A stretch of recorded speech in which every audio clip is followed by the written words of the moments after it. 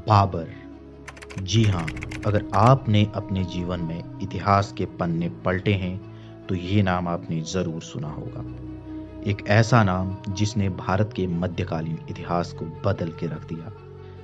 तो दोस्तों, मैं हूँ आपका दोस्त और होस्ट मिस्टर डीके, और आज हम बात करेंगे बाबर के बारे में। बाबर कौन था, कहाँ से आया और भारत में क्यों आया। तो चलिए शुरू करते हैं। दोस्तों, बाबर का वास्तविक नाम जहरुद्दीन मोहम्मद था। लोग उसको बाबर के नाम से जानते थे। बाबर का जन्म 14 फरवरी 1483 को वर्तमान उज्बेकिस्तान के फरगाना नामक स्थान के अंदीजान नामक स्थान पर हुआ था। बाबर के पिता उमर शेख मिर्जा तैमूर के वंशज थे। तैमूर वंश की स्थापना तैमूर लंग ने की थी, जिसका साम्राज्य पश्चिमी और मध्य एशिया में हुआ करता था, और बाबर के पिता इसी वंश से संबंधित थे, जो कि फरगाना के शासक हुआ करते थे। और वहीं इनकी माता कुतलुग निगार खान मंगोल वंश से संबंध रखती थी, जिसने अपने समय में पूरे एशिया में अपना दबदबा बनाया हुआ था। अपने पिता की अचानक मृत्यु के बाद बाबर ने मात्र 12 वर्षों की आयु में अपने पिता का कार्य संभाला और फरगना का शासक बना। बाबर बचपन से ही महत्वाकांक्षी था तथा अपने लक्ष्य को हमेशा ध्यान में रखता था। कम उम्र से ही बाबर जंग के मैदान में उतर गया और अपना संपूर्ण जीवन युद्ध लड़ते रहा। बाबर बलवान तथा बहादुर था। वह व्यायाम के लिए अपने कंधे पर 2 लोगों को लटकाकर व्यायाम करता था, और ऐसा कहा जाता है अपने रास्ते पर आने वाली हर नदी को वह तैरकर ही पार करता था।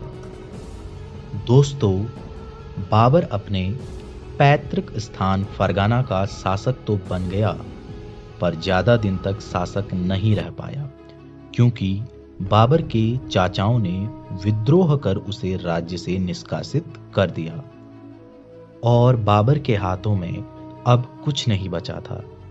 लेकिन इस कठिन समय में भी उसके कुछ वफादार साथियों ने उसका साथ नहीं छोड़ा।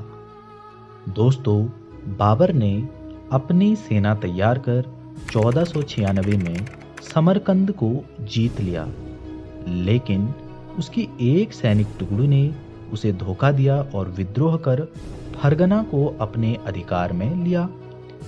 तथा जब बाबर को ये बात पता चली कि फरगना किसी सैनिक ने अपने कब्जे में कर लिया, तो बाबर उसे छुड़ाने के लिए पहुंचा, और तभी समरकंद में भी उसकी सेना ने उसका साथ छोड़ दिया, और दोनों तरफ से, एक तरफ समरकंद, दूसरी तरफ फरगना, दोनों बाबर के हाथों से चले गए। दोस्तों, फिर से बाबर अपने कुछ चंद वफादार सैनिकों के साथ निष्कासित जीवन व्यतीत करने लगा, और फिर बाबर ने अपनी सेना पर काम किया और 1504 में हिंदू कुश की पहाड़ियों को पार कर काबुल पर आक्रमण किया। दोस्तों, इसके बाद जब मध्य एशिया में बाबर अपना साम्राज्य नहीं फैला पाया, तो उसकी नज़र भारत पर पड़ी। उस समय भारत की राजनैतिक स्थिति बाबर को अपना साम्राज्य विस्तार के लिए उचित लग रही थी। इस समय दिल्ली का सुल्तान लोदी वंश का इब्राहिम लोदी था, जो एक कुशल शासक नहीं था। पंजाब का गवर्नर दौलत खान व इब्राहिम लोदी के चाचा आलम खान लोदी स्वयं इब्राहिम लोदी को नापसंद करते थे, और ये दोनों बाबर को जानते थे।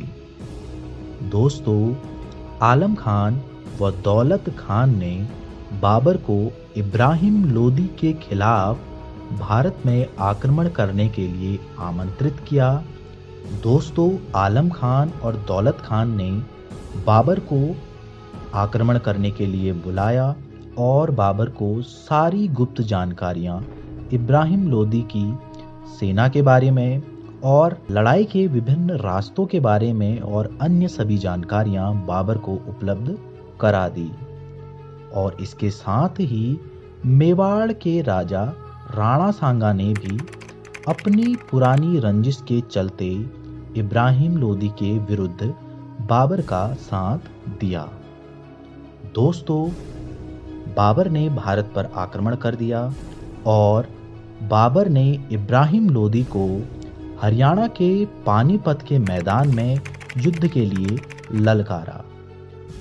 और इन्हीं सब के चलते बाबर ने अपनी सैन्य कुशलता, तुगलमा पद्धति व तोपों के दम पर पानीपत का यह युद्ध जीत लिया। अपने को हारते देख इब्राहिम लोदी ने खुद को मार डाला। दोस्तों, यह युद्ध इतिहास में पानीपत के प्रथम युद्ध के नाम से जाना जाता है और यह युद्ध 1526 में हुआ था। दोस्तों, बाबर के लिए यह मौका भारत में अपने साम्राज्य विस्तार करने के लिए बहुत अच्छा था। सबको लग रहा था, दौलत खान लोदी, आलम खान, इनको लग रहा था कि बाबर इब्राहिम लोदी को हरा करके वापस चले जाएगा, लेकिन इसका उल्टा हुआ। बाबर ने भारत में ही अपनी साम्राज्य स्थापित करने की ठान ली।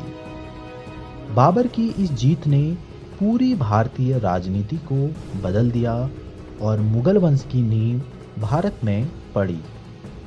दोस्तों, जैसा कि मैंने आपको बताया, मेवाड़ के राजा राणा सांगा ने भी बाबर को आमंत्रित किया था इब्राहिम लोदी को हराने के लिए, क्योंकि वो सोच रहा था कि वो उसको हरा करके वापस चले जाएगा, लेकिन बाबर यहीं रहने की ठान ली।